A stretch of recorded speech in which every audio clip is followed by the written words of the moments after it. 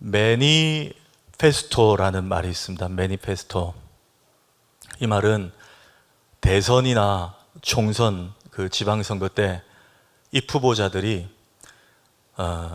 이름하여 공약을 발표하는 그 공약문을 매니페스토라고 합니다. 어원이 그래요. 공약문.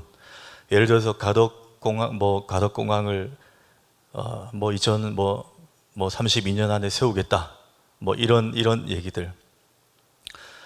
지하철이 없는 도시에 지하철을 놓겠다. 이런 공약, 이게 매니페스토인데, 그런 공약이 이제 선거 전에 막 쏟아지고 나면 대학 교수와 또 정치평론가, 그리고 또 시민사회 단체 대표, 이런 사람들의 구성으로 이룬 매니페스토 검증 단체가 있습니다. 그래서 이제 그 사람들이 예를 들어서 어느 후보는 이렇게 공약을 했는데, 이게 이분이 당선되고 얼마의 기간 동안 얼마나 이 공약이 이행되었는가, 공약 이행률에 대해서도 다 체크를 합니다. 그래서 보고서를 만들어요.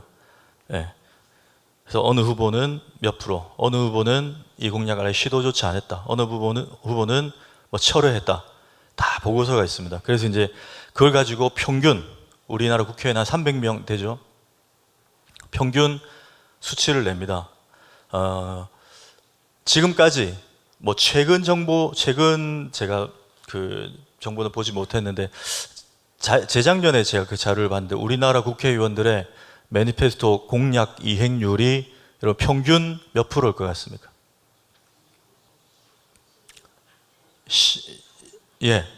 맞습니다. 10%에서 13, 혹은 많아도 15% 정도래. 그러니까 공약을 어떻게 한단 말이죠? 남발한다는 거예요. 물론 우리 사랑하는 국회의원들께서 정말 하고 싶은 그 열정은 있으셨겠죠. 그런데 현실적인 제약도 많고, 법리 검토를 해보니까 감당할 수 없는 부분들도 있었고, 아니면 정말 악한 마음을 가지고 사람들의 민심을 얻으려고 뻥을 친 사람들도 있었을 것이고, 여러 모양이 있을 거예요. 그런데 중요한 것은 평균을 내니까 미니멈 10%, 맥시멈 15%, 평균 한 13%, 이 정도. 그러니까 10개 공약하면 1개 정도 어떤 분은 2개 지키려고 노력한다, 이 정도라는 거예요.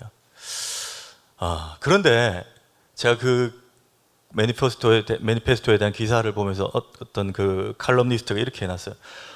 그럼에도 불구하고 우리나라 국민들이 너무 착하다는 거예요. 왜? 그렇게 속는데 또 찍어주는 거예요. 그 사람이 얼마나 공약을 이행했는가 관심 없고, 내가 좋아하는 당이다 그럼 찍는 그런 정서도 좀 강하고, 색깔론, 좌냐 우냐 이런 것도 강하다 보니까 일단 웬만한 일 아니면 계속 찍어준다는 거예요.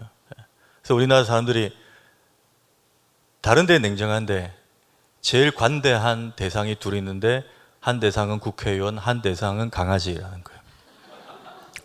그분 말이 그래요. 강아지한테는 관대하다. 침대에 변을 싸도 어이구 내 새끼 엄마 왔다 이러고 막 그렇게 하는 거예요. 그래도 강아지한테 엄마 이러면 여러분 하나님의 창조 질서에 좀 문제가 있어요. 거기까지는 하지 마십시오. 사랑하고 키우는 건 좋은데 딸 그러고 이거는 조금 문제가 있는 것 같아요. 오늘 제가 매니페스토를 말씀드린 것은 이 약속, 공약과 연결된 게 오늘 뭡니까? 민수기 30장의 주제는 서원입니다. 서원. 그럼 서원이 뭔지 아십니까? 쉽게 말하면 약속이죠. 하나님께 약속한 거. 저는 그런 얘기 많이 들어봤어요. 주변에도 그렇고 저희 모교에도 우리 어르신, 그러니까 안나의 또 사라의 리브가의 또 우리 시몬의 갈렙의 어르신들 연배쯤 되면 그분들의 아버지 어머니 세대는 많이 있었습니다. 하나님 아들을 주시면 선교사로 바치겠습니다. 목회자로 바치겠습니다. 이게 여러분 서원 기도라고, 이게 서원이에요. 하나님께 약속하는 거예요. 근데 우리가 조금 고민해 볼 것이, 서원 기도를 많이들 하셨어요. 우리 믿음의 선진들도 하셨고 실제 그렇게 바쳐진 분들도 많아요. 태어났는데 자기는 받쳐져 있어요. 예. 엄마 아빠가 요즘에 그 유튜브에 막 핏대를 세우면서 설교하는 김선교 선교사라고 아세요? 예. 막 여기 구레나루 길러가지고 막 세례요한 같이 열심히 설교하시는 분인데, 그분은 목사는 아니죠. 아닌데 그분이 누구냐면 한 20년 전부터 우리나라에 세례요한이라 불렸던 순회 선교단의 김용희 선교사님의 아들이에요. 김용희 선교사님하고 똑같이 설교해 보니까, 아버지하고. 근데 김용희 선교사님이 아들이 다 알았다. 그래, 알았어. 하라면 알았어. 괜찮아요. 아들이 5인가 있는데요. 사모님하고 의논도 하지 않고 낳는 족족 하나님께 다 선교지로 보내겠다고 서원을 하셨대요. 그 중에 한 분이 지금 아주 멋진 설교자가 된 그 김선교 선교사입니다. 예. 자기의 의지와 상관없이 선교사가 된 거예요. 이게 이제 서원인데, 그런데 목회자로 드리겠습니다 하고 서원을 했는데, 제가 보니까 그렇게 해서 목회자를 자기는 하기 싫어서 버티다가 사업을 하고 하신 분도 있어요. 그런데 그런 경우 사업을 하다가 보통은 잘 안 풀리더라고요. 예, 망하기도 해요. 그런 10년, 10수년 막 자기 힘으로 하다가 결국 이제 그 어머니가 돌아가시기 전에 내가 너를 위해서 목회자가 되라고 서원을 했는데, 딱 이 말씀, 그래, 나는 목회를 해야 되는 사람인갑다. 그리고 사업을 접고 목회를 딱 하신 분이 있어요. 그래서 목회를 성공한 분도 있어요. 실제로 이름만 대면 아는 목사님 중에 목회를, 뭐 성공이란 말이 이상하지만 그래도 흔히 봤을 때 목회를 참 잘한 분들은 있어요. 그분들은 서원이 저런 건가 이해가 되는데, 근데 또 아닌 분들도 있습니다. 서원 기도를 부모님이 했대요. 근데 자기 사업을 막 했는데 사업이 안 돼요. 근데 어머니 아버지가 너는 목회자가 될 사람이라고, 넌 우리가 서원했다고. 뒤늦게 이제 부모님 말씀 듣고 사업을 딱 접었어요. 그 신학교 50의 신학교 가서 다 목회자 딱 했는데 목회도 망해요. 목회도 안 돼요. 이런 분도 있어요. 부모님이 서원을 했는데도 그런 경우 있단 말이에요. 그러면 여러분, 이건 어떻게 봐야 될까요? 서원 기도라는 것을 우리가 어떻게 이해를 해야 될까 하는 겁니다. 자, 저는 오늘 본문에 서원에 관한 몇 가지 지침이 있어요. 부모님과 의논하지 않고 서원한 것은 나중에 부모님 반대하면 지키지 않아도 된다라는 그런 장치도 하나님께서 배려를 해주셨고, 남편과 의논하지 않고 서원한 거에 대해서 지킬 여력이 안 되면 남편이 반대하면 못 지켜도 그건 괜찮다. 이런 하나님의 배려도 있습니다. 오늘 그건 조금 지엽적인 것이고, 서원에 대해서 핵심적인 내용 2가지만 이 밤에 잠깐 살펴보도록 하겠습니다. 첫째, 서원에 관한 잊지 말아야 할 것 2가지. 첫 번째는 서원은 어떻게 하라고요? 신중히 하되, 했으면, 오타네요. 제가 아마 잘못 친 것 같아요. 미루지가 아니고 미루지. 했으면 미루지 말고 이행해야 됩니다. 미루지 말라는 거예요. 신중히 하되, 일단 서원했으면 미루지 말고 이행해야 된다. 순종해야 된다. 실천해야 된다는 거예요. 여러분들 2절 한번 볼까요? 2절에 시작 읽습니다. 사람이 여호와께 서원하였거나 결심하고 서약하였으면 깨뜨리지 말고 그가 입으로 말한 대로 다 이행할 것이니라. 예, 그대로 나오죠. 했으면 철회하면 안 된다. 입으로 말한 대로 다 이행하라는 거예요. 이게 하나님이 정하신 서원의 원칙입니다. 절대 깨뜨리지 마라. 그대로 실행해라는 거예요.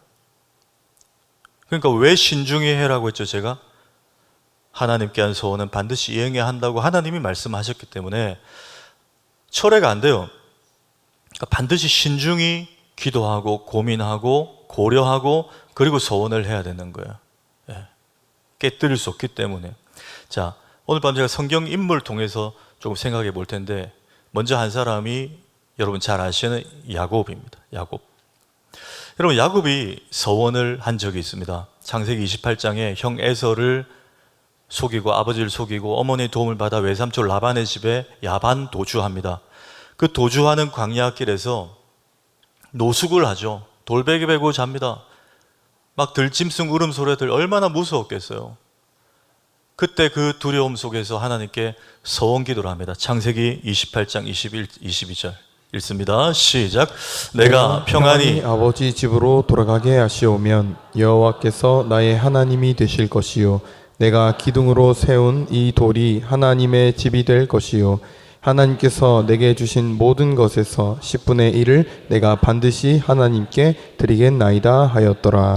네, 뭐라고 하죠? 내가 평안히 지금 도망가지만 하나님 나로 무사히 다시 고향 아버지 집으로 돌아오게 하시면 제가 여기 기둥으로 기념비를 세우고 또 내 모든 것에서 11조를 하나님께 드리겠습니다. 신앙의 결의를 다시 다지는 거예요. 어떻게 할 때? 제가 무사하게 돌아오게 되면. 자, 아시다시피 20년 동안 외삼촌 라반의 집에 일하고 그리고 결혼도 하고 아내 1, 2, 3, 4도 생기고 자녀들 생기고 재물도 생기고 그리고 이제 복귀합니다. 복귀하는데 자신의 이제 종 중에 하나가 저 앞서서 먼저 이렇게 뭐 어려움이 없나 방해자가 없나 이렇게 쭉 먼저 가는 그 종이 저쪽에서 달려와요. 주인님의 형으로 보이는 그분이 허리춤에 칼을 차고 장정, 정말 지금 당장 바디 프로필을 찍어도 될 만한 몸 좋은 장정 400명이 저쪽에서 칼 차고 이렇게 오고 있습니다. 우리 영화 300 보셨습니까? 그 기본 몸이 일단 190 막 이렇죠. 그런 사람들이 이제 오는 거예요. 그 얘기를 듣고 야곱이 머리가 하얘집니다. 그런데 하나님 섭리가 놀라워요. 조금 전날 밤에 무슨 일이 있었습니까? 하나님의 천사와 밤새 씨름했잖아요. 야곱이 이겼어요. 천사가 이제 가버립니다. 근데 가기 전에 어딜 칩니까? 야곱에 환도뼈를 치잖아요. 골반과 허벅지 뼈가 위골이 되는 거예요. 그럼 사람이 어떻게 되죠? 장애인이 됩니다. 그 상태로 가고 있던 중이었어요. 근데 에서가 다가옵니다. 야곱이 어떻게 가죠? 일부러가 아니고 실제 다리 뼈가 빠졌으니까 이렇게 걷는 거예요. 이렇게. 에서가 이놈이 20년 전에 자기를 속이고 장자권, 축복권을 가져가서 얼마나 잘 먹고 잘 살겠나. 너의 20년은 이제 끝이다. 너의 인생 끝이다. 이러고 죽이려고 왔는데 동생이 거짓골로 해가지고 이러고 절고 오니까 에서의 마음속에 뭐가 생기죠? 측은지심이 생기는 거예요. 그리고 성경에 보면 안아줍니다. 입을 맞춰줘요. 동생 네가 이렇게 고생을 했구나. 집 나가서 난 잘 먹고 잘 사는 줄 알았는데 네가 이렇게 몸에 장애를 얻어 고생을 했구나. 그리고 다 그냥 용서 없던 일로 돼요. 그러고 이제 용서를 받고 야곱이 이제 집으로 돌아가야 되는데 중간에 어디로 빠집니까? 삼천포로 빠져. 그 삼천포가 어디죠? 세겜이란 가나안 땅입니다. 가나안 이방 족속들이 우상 만들어 섬기는 본토 우상이 가득한 그곳으로 빠진단 말이에요. 잠깐 구경하고 다시 가야 되는데 거기에 주택 청약 넣어놓은 게 있어가지고 집을 하나 얻게 됩니다. 거기 아들들하고 딸 하나하고 좀 살자 그냥 여기 이렇게 돼버려요. 그 딸이 누굽니까? 딥나예요. 딥나가 오빠들은 막 돌아다니는데 자기는 딸이라고 집에 있으라니까 답답하잖아요. 살짝 나갑니다. 나갔다가 세겜에 남자 하나를 만나게 돼. 그 남자가 강제로 겁탈을 해. 겁탈해놓고 내가 너와 겁탈했으니까 너 나랑 살자. 결혼하자. 너 아버지 만나자. 상견례 날짜 잡아라. 이렇게 돼버린 거예요. 딥나의 오빠 중에 성격이 불같은 사람 둘이 있었는데 시몬과 레위예요. 이 두 사람이 갑니다. 가서 오케이 우리 동생을 줄 테니까 우리는 하나님의 백성이다. 니들도 할례를 받아라. 그러면 준다. 오케이 할례 받겠다. 할례가 뭐냐? 생식기의 표피 끝을 자르는 것이다. 하겠다. 다 했어요. 3일째 되는 날 남자들이 거의 고동을 움직이지 못할 그때 시몬과 레위가 칼 들고 가서 그 세겜의 남자들을 거의 다 죽여버려요. 거짓말을 시켜놓고 복수를 감행한 거예요. 야곱이 너무너무 두려운 거예요. 왜? 이 가나안 본토인들은 다 연결되어 있거든요, 혈통이. 근데 이 세겜 사람들 죽였으니 그들의 친척들이 가만히 있겠냐는 거예요. 이제 우리 집안은 끝이다. 그러고 막 고민이 돼 있어요. 그때 하나님이 나타나셔서 하신 말씀이 그 유명한 말씀이에요. 창세기 35장 1절 한번 읽습니다. 시작. 하나님이 야곱에게 이르시되 일어나 베델로 올라가서 거기 거주하며 내가 내 형 에서의 낯을 피하여 도망하던 때에 내게 나타났던 하나님께 거기서 제단을 쌓아라 하신지라. 하나님이 뭘 기억하고 계셨어요? 네가 20년 전에 아까 창세기 28장 그거예요. 네 형 에서의 얼굴 피해서 도망가던 그때 네가 내 앞에 약속하지 않았냐, 서원하지 않았냐는 거예요. 내가 너희 에서의 마음을 풀어주고 너를 무사히 지금 돌아오게 했는데 너는 왜 지금 세겜으로 빠져 이러고 있냐. 다시 돌아가서 네 약속대로 기둥에 제단을 쌓고 11조를 바치고 네가 약속한 걸 이행하라고 주님이 지금 하나님이 말씀하시는 거예요. 여러분, 여기서 주시는 메시지 뭐죠? 야곱이 두 가지예요. 학자들마다 자기가 20년 전에 한 소원을 잊었을 거다. 이 사람들은, 이런 학자들은 조금 야곱의 두 눈을 하는 사람들이에요. 근데 좀 더 다수의 학자들은 그렇게 생각하지 않아요. 야곱이 잊은 게 아니라 잊은 척하고 미룬 것이다. 소원을 미뤘다는 거. 왜? 제일 큰 위기가 형 에서인데 형이 자기를 용서했기 때문에 이제 살만하다는 거예요. 이 정도면 살 소망이 있다는 거예요. 이러면 나를 힘들게 한 사람 없다. 이렇게 돼버린 거예요. 그러니 베델로 돌아가서 제단 쌓는 것은 나중에 하지 뭐. 나 아직 젊은데 나중에 좀 더 할 거 하고 신앙생활 하지 뭐. 그 마음을 미뤘다는 거예요. 저는 여기에 좀 더 무게를 둡니다. 그러나 잊었든지 미뤘든지 상관없어요. 우리가 한 소원을 잊어도 여러분, 하나님은 그 소원을 기억하십니다. 우리가 그 소원을 미뤄도 하나님은 그 소원을 기억하고 계세요.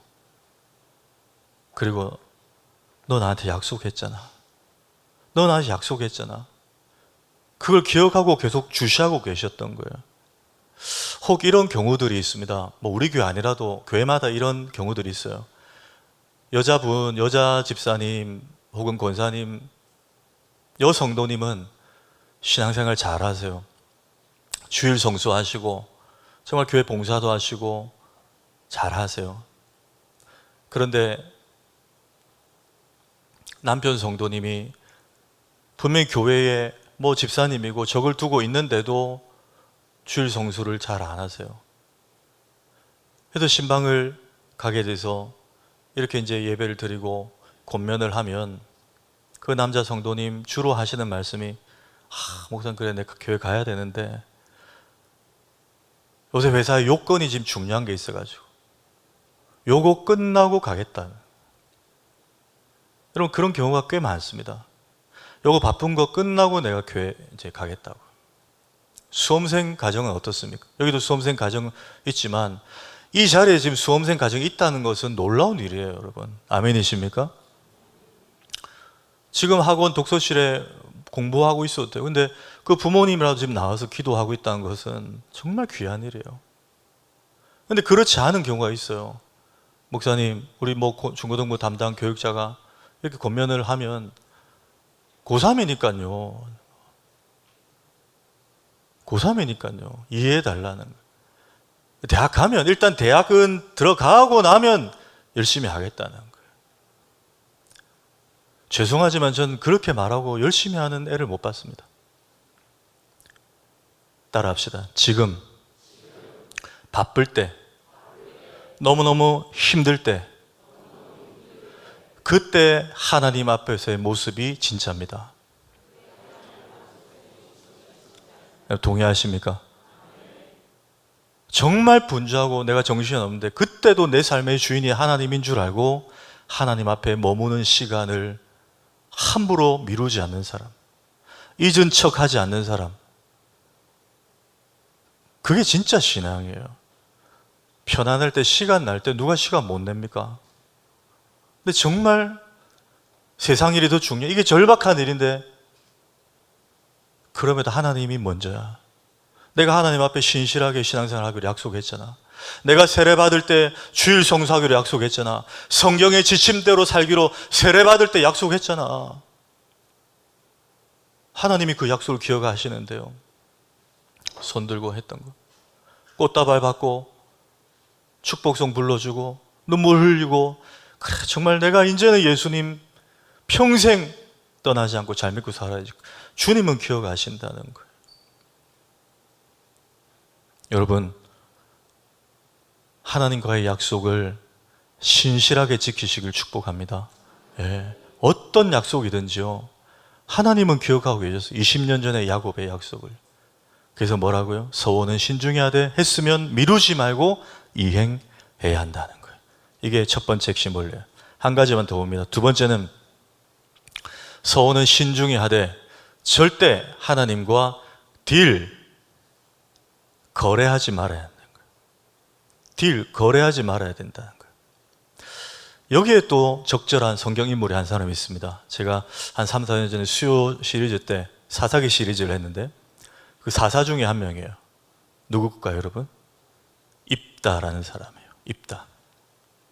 물론 삼손도 나실인의 서원을 했어요. 그 아버지로부터 했는데 그 차원의 서원보다 좀 더 오늘 본문에 가까운 거예요. 입다라는 사람. 여러분, 입다는 집안이 화류계였어요. 이복 형제들이 많았어요. 그래서 찐혈통의 형제들로부터 쫓겨나서 이방 땅에 거렁뱅이 깡패 비슷하게 그렇게 어울려 살았어요. 성경에 보면 잡류들과 함께 어울렸다 그랬어요. 그러니까 좀 터프하게 환경에 살다 보니까 싸움도 잘하고 힘도 좋고 전쟁을 잘했어요. 그때 마침 입다를 어릴 때 버렸던 그 이스라엘 지도자들이 암몬과의 전쟁을 하게 된 거예요. 그 누가 필요해요? 싸움을 잘하는 입다가 필요해요. 입다를 찾아가서 당신이 이스라엘의 전쟁의 지도자가 되어달라고 요청합니다. 입다가 오케이 합니다. 자, 그러고 나서 입다가 그 전쟁을 앞에 두고 하나님께 서원 기도를 이렇게 해요. 사사기 11장 30절에 읽습니다. 시작. 그가 여호와께 서원하여 이르되 주께서 과연 암몬 자손을 내 손에 넘겨주시면 내가 암몬 자손에게서 평안히 돌아올 때에 누구든지 내 집 문에서 나와서 나를 영접하는 그는 여호와께 돌릴 것이니 내가 그를 번제물로 드리겠나이다 하니라. 자기가 암몬하고 전쟁해서 하나님이 암몬을 내 손에 넘겨주시면, 승리하게 하시면 내가 이제 집에 다 금이 환향했을 때 제일 먼저 내 집 문에서 나와서, 그러니까 자기 집 문에서 나오니까 이웃이면 안 되겠죠. 자기 집과 관련된 사람이에요. 그 중에 한 사람 중에 제일 먼저 나오는 자를 내가 여호와께 바칠 건데, 마지막에 뭐예요? 그를 번제물로 바치겠다는. 이러면 여러분, 그나마 다행인 스토리가 되려면 자기 집 문에서 누가 나와야 됩니까? 강아지가 나와야 됩니다. 물론 강아지 생명도 귀하죠. 그러나 그래도 자기 자녀를 그렇게 할 수는 없잖아요. 근데 누가 나오죠?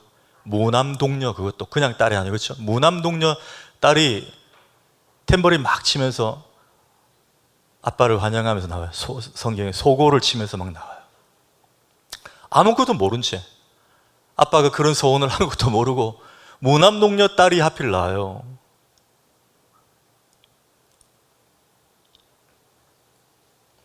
그 광경을 보고 입다가 어떻게 하느냐. 사사기 11장 35절에 입다가 이 일을 보고 자기 옷을 찢으며 이르되 어찌할꼬 내 딸이여, 너는 나를 참담하게 하는 자요, 너는 나를 괴롭게 하는 자 중에 하나로다. 내가 여호와를 향하여 입을 열었으니 능히 돌이키지 못하리로다 하니. 여러분, 이게 여러분 표정이 지금 실제 저런 일이 있었겠나 싶은 표정인데, 실제 사사시대 300년 동안 일어났던 일이에요. 왜 하필 너야, 미자야? 진미자 권사님 계시면 죄송합니다. 미자야, 미수가 왜 하필 너냐? 우리 집에 일하는 차라리 미스김이 나오든지. 왜 하필 너야?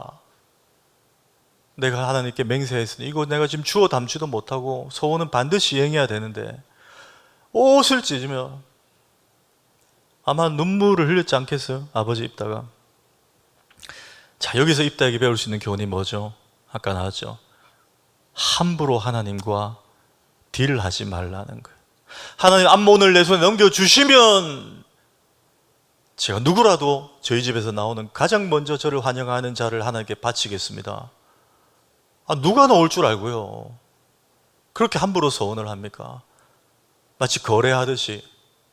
그런데 여러분 가만 생각해 보면 우리의 기도 중에 조금 이런 것들이 묻어 있을 때가 있죠. 워낙에 절박하고 워낙에 그걸 원하다 보면 우리도 연약한 인간인지라 이런 기도가 나올 때가 있어요. 하나님, 이번 시험에만 붙여주시면 제가 정말 열심히 하겠습니다.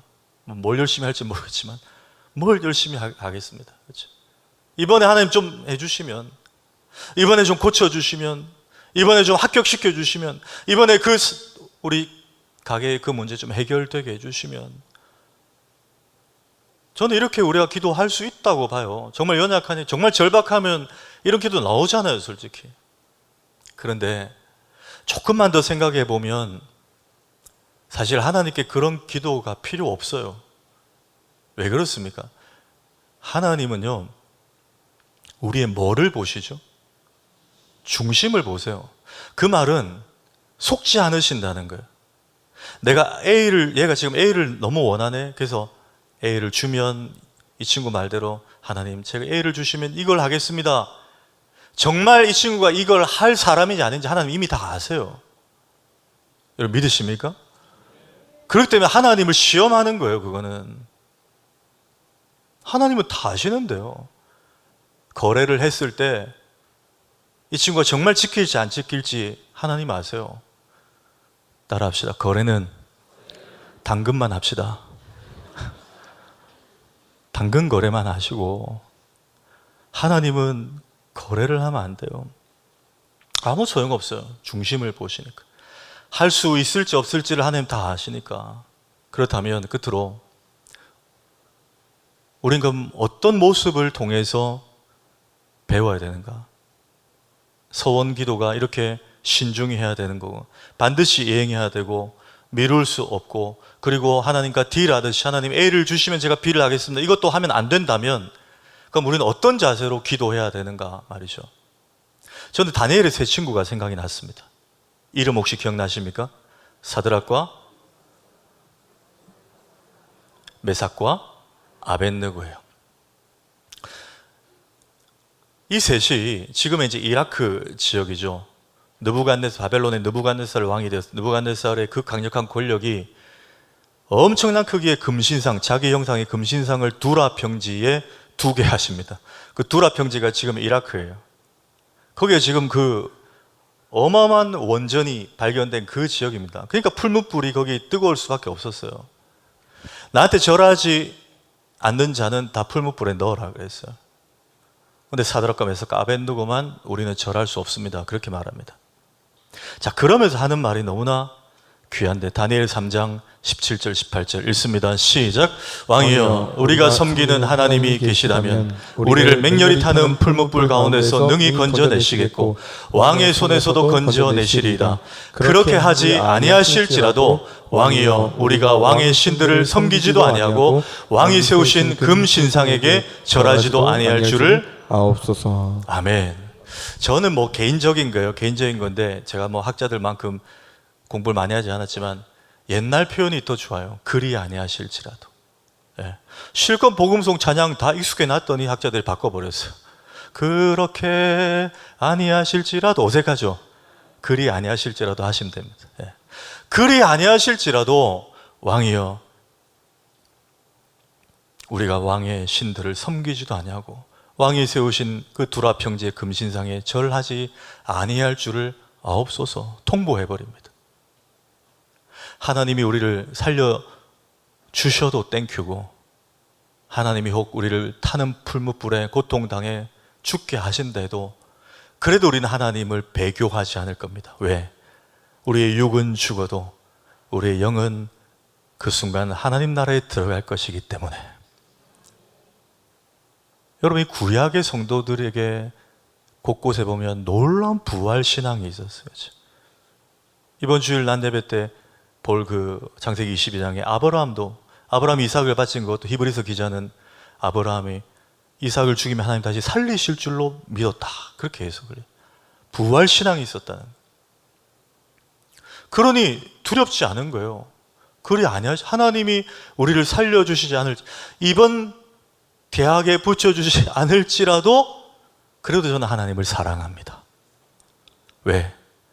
제가 재수, 삼수, 오수, 냉면처럼 육수를 해도 하나님은 그 곁가지 길을 다 합력하여 토브, 선하게 이끌어 가실 분이기 때문입니다.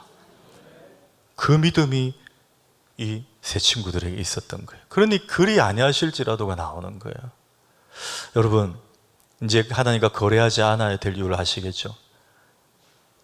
하나님 그렇게 해주시면이 거래해요. 그러나 그렇게 안 해주셔도 저는 하나님이 저를 책임지실 줄 믿습니다. 예. 여러분, 이 신앙이 우리에게 충만하기를 축복합니다. 말씀을 맺습니다. 한번 따라 합시다. 하나님은 거래의 대상이 아니라 신뢰의 대상이기 때문입니다. 여러분, 하나님이 우리에게 요구하셨어요. 미루지 말라. 신중히 해라. 그러나 서운했으면 지켜라. 미루지 말라. 그리고 나한테 A를 주면 B를 달라. 이런 식으로 거래하지 말라고 분명히 성경에 말씀하셨어요. 그러면 하나님 왜 이렇게 우리에게 서원에 대해서 때로는 좀 예민하게 부담스럽게 요구하실 거예요? 바로 이 이유 때문이에요. 우리에게 이렇게 약속 이행을 요구하시는 것은 하나님도 우리에게 하신 약속을 생명 다해 지켜내셨기 때문입니다. 하나님 자신이 이렇게 해주셨기 때문이에요. 민수기 23장 19절에 발람이 하나님의 영으로 예언하는 장면. 하나님은 사람이 아니시니 거짓말을 하지 않으시고 인생이 아니시니 후회가 없으시도다. 어찌 그 말씀하신 바를 행하지 않으시며 하신 말씀을 실행하지 않으시랴. 사람과 다르다는 거예요. 하나님은 내뱉은 말을 반드시 지켜내시는 미쁘시고 신실하신 하나님이시다. 여러분, 뭘 통해 보여줍니까? 십자가죠. 분명히 하나님이 선포하셨어요. 모든 인류에게 니들 죄 지으면 죽는다. 그리고 그 죄의 대가를 해결할 유일한 방법은 피 흘림이다. 피 흘림이 없은즉 죄 사함도 없느니라. 이게 하나님이 선언하신 철칙이었어요. 하나님이 맹세하신 이 철칙을 사실 여러분, 우리가 뭐라고 하나님 그거 안 지키면 우리가 무슨 항변할 힘이나 있습니까? 하나님 죽이면 끝인데요. 우리는 하나님 따질 수 없어요. 근데 하나님이 스스로 내뱉은 죄의 삭은 사망이고 피 흘림이 없은즉 사함도 없느니라는 그 원칙을 없애도 되는데, 미뤄도 되는데, 철회해도 되는데, 그 약속을 지키시기 위해서 자기 아들을 피 흘려 죽게 하셨어요. 여러분, 이 정도 약속을 이행하는 매니페스토면 우리는 하나님을 믿어야 하지 않겠습니까? 하나님의 신실하심을 믿을 수밖에 없는 거예요. 책임을 지신 하나님. 오늘 밤도 여러분 이렇게 기도합시다. 성경은 올드 테스트먼트 39장, 그렇죠? 뉴 테스트먼트 27장, 그래서 66권이에요. 구약 신약이요. 오래된 약속, 새로운 약속. 성경은 그래서 다 약속입니다. 우리를 향하신 약속인 줄 믿으시기 바랍니다. 시편 23편도 약속이에요. 하나님이 나의 목자가 되어주시면 저에게 부족함이 없으리라고 하시지 않았나요? 이 약속 제가 붙들고 기도합니다. 하나님, 아빠 약속 지키세요. 저도 아빠라서 때로는 애들이 아빠 그 사주기로 했잖아. 그러면 발뺌 못해요. 지켜요. 여러분, 하나님은 더 섬세하십니다. 허투루 말하지 않아요. 자녀의 기도를 반드시 들으십니다. 그리고 기억하십니다. 아, 말씀에 있구나. 내가 이렇게 약속했구나. 병든 자가 있느냐? 그는 교회 장로들을 청하여 환부에 기름을 바르고 기도할지니라. 약도 먹고 기도해라. 그러면 내가 낫게 하리라. 오늘 환우를 위해 기도할 때 여러분, 암은 안 돼. 암은 힘들어. 말길에 여러분, 그런 사탄이 주는 생각 집어치우시고 하나님 앞에서 암이건 감기건 아무것도 아님을 믿으시기 바랍니다. 그분은 치료하십니다. 치료하신다 약속하셨어요. 가난한 과부 이야기를 보십시오. 엘리사 때, 엘리야 때 보십시오. 기름 한 병이 있는데 그거 먹고 오늘 아들하고 이제 내일 먹을 게 없는데 하나님이 선지자를 보내셔서 그 기름 한 병 선지자 대접해라. 그랬더니 기름이 끊이지 않고 나와요. 가난한 자에게 오히려 넘치게 하시는 분이 하나님이시라고 약속하셨잖아요. 하나님은 그 약속 붙들고 이 밤에 기도합니다. 약속을 이행하신 하나님, 저에게도 그 은혜를, 그 간증을 보여주십시오. 여러분, 이렇게 기도하는 밤 되기를 주의 이름으로 축복합니다.